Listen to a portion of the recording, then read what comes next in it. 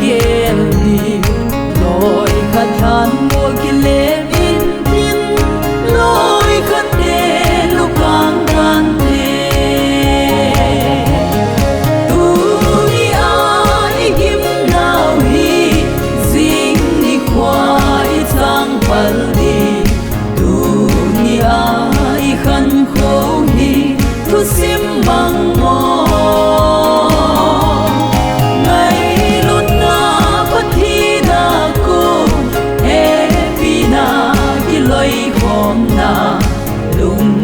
le lung hel ding to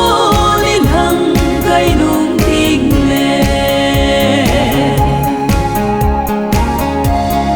gel te min neo lai khan kho ha chi dan tui long bang si tu nya thil phai kal so na tu le cha hum ham pan te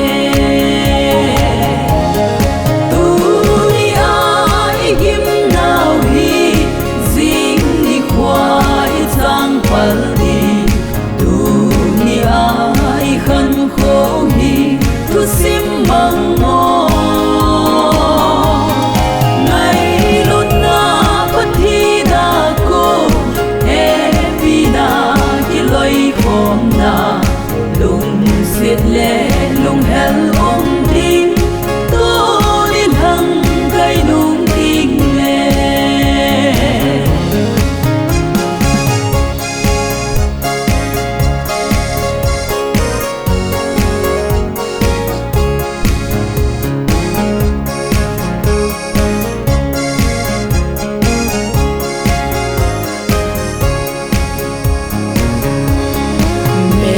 ma zong noi pha so thei go pha zong mel ma so na hi chi lei ko zin gam hin o cham de lin ki ngai dang ko tu ni ai him nau hi zing ni kwai chang pal ni tu ni ai khan kho sim mang mo ngai lut na pathi na ko e pina ki loi khom na lung siết le lung hel ding to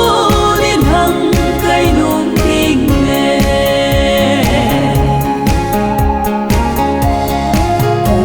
hom sa hin ko gat bo sim bu sim ko mui phum le kha mo le hang zot mo mai lut khan ko zom sing hen tu ni ai him nau hi zing ni kwai chang pal ni tu ni ai khan kho hi tu sim mang mo